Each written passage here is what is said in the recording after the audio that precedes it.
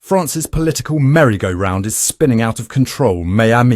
Emmanuel Macron has just appointed Francois Bayrou as his new Prime Minister, marking the 4th PM to grace the halls of Matignon this year alone. It seems Macron's treating Prime Ministers like cheap berets, trying them on briefly before tossing them aside when they don't quite fit the shape of his head. But let's not pretend this is just another day in the Fifth Republic. France's budget deficit is expanding faster than a politician's waistline at a state dinner. It's at 6.1%. That's nearly double the European Union's limit of 3%. To put it in perspective, that's like showing up to a wine tasting with a bottle of moonshine. It's not going to go down well with the other EU members. Now, enter Francois Bayrou, the 73-year-old centrist politician who's been around French politics longer than the Eiffel Tower has been attracting tourists. He's like the Bordeaux of politicians, aged, complex, and probably giving Macron a headache. Bayrou's political career is as colourful as a Monet painting. He's a 6-time presidential candidate, former Minister of Justice, and leader of the Democratic Movement Party. He's even written a biography of King Henry V, proving he knows a thing or two about uniting a divided nation. Bayrou's task? To unify a parliament more fractured than a Cubist painting. The French National Assembly is currently split between Macron's Renaissance Party, the left-wing NUPES alliance, and Marine Le Pen's far-right National Rally. It's a political Cerberus that would give even Hercules pause. Let's rewind a bit, shall we? In July, Gabriel Attal was appointed PM, lasting a whopping 3 days before resigning. Then came Michel Barnier, who managed to cling on for a record-breaking 91 days before the French Parliament gave him the boot faster than you can say au revoir. The first time since 1962 that a PM's been shown the door via no-confidence vote. C'est la vie in the political circus of the Fifth Republic. Barnier's budget, with its €60 billion in tax hikes and spending cuts, went down like a lead balloon in the Seine. The motion of censure, that's fancy French for "you're fired," was supported by 331 deputies out of 577.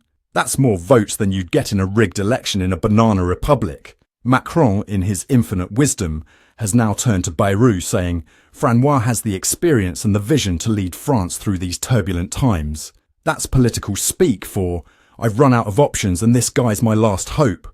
Bayrou's already quoting himself saying, everybody knows the road will be long. Long road indeed, Francois. It's looking more like a Tour de France of political upheaval. He's got until December 21st to pass a budget, or France's government will shut down faster than the Louvre during a pandemic. The urgency of this deadline can't be overstated.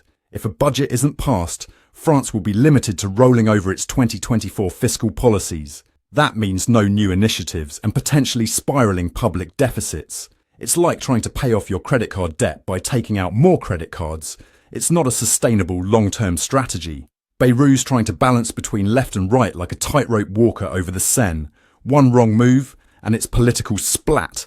The socialists are refusing to join his government faster than a Frenchman refuses to eat a well-done steak. Boris Vallaud, the socialist group leader, has called Bayrou's appointment a non-event in the political crisis. Ouch. That's colder than a Parisian waiter's stare when you ask for ketchup. Meanwhile, Marine Le Pen and her far-right National Rally are circling like sharks in the English Channel. Le Pen has warned Bayrou not to continue Macron's policies, saying, the French people have had enough. Coming from Le Pen, that's like the pot calling the kettle noir. Macron's approval ratings are sinking faster than the Titanic after its iceberg encounter. A recent poll showed 64% of French voters think he should resign. He's hoping Bayrou can be his political life jacket. Let's hope he remembers to inflate it. The rest of Europe is watching France's political gymnastics with a mix of concern and amusement. It's like seeing your sophisticated neighbour trip over their own shoelaces. The instability in France, the EU's second largest economy, is sending shockwaves through the corridors of Brussels. It's raising questions about France's ability to lead on key EU initiatives, from climate change policies to defence cooperation. This political instability isn't without precedent in French history. Remember the Fourth Republic. It went through 21 prime ministers in just 12 years before collapsing in 1958. At least Macron's keeping up with tradition. Bayrou's centrist ideology, which he calls social liberalism, aligns closely with Macron's neither left nor right approach. But in a parliament where the centre is about as popular as room temperature champagne, this might be more of a curse than a blessing. Beyond the budget deficit, France is facing a smorgasbord of economic challenges. Unemployment is hovering around 7.2%, inflation is at 3%, and economic growth is sluggish at best. It's like trying to make a souffle without eggs. Technically possible, but not very appetizing. The international reaction to France's game of political musical chairs has been mixed. German Chancellor Olaf Scholz diplomatically stated he looks forward to working with Mr. Bayrou, which in diplomatic speak translates to, please get your act together. Meanwhile, British tabloids are having a field day, with one headline reading, Frog legs it, another French PM croaks. As Bayrou attempts to form a government, he's facing a Herculean task of coalition building. He needs to somehow unite the fractious parliament without alienating Macron's base or caving to the demands of the far right. It's like trying to herd cats while juggling flaming torches. Impressive if he pulls it off, but likely to end in disaster.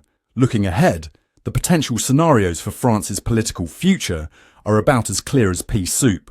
Will Bayrou manage to pass a budget and stabilise the government? Will Macron be forced to call early elections?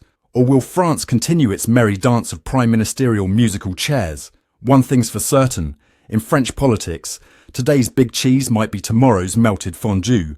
As we watch this Gallic governmental goulash simmer, keep your berets on tight, mes amis. It's going to be a bumpy ride down the Champs-Élysées. That's all for Meow. I'm Ron de Parmesan reporting for Newscats. Remember, if you've enjoyed this serving of French political pâté, be sure to come back for seconds. After all, in the world of French politics, there's always something new on the menu.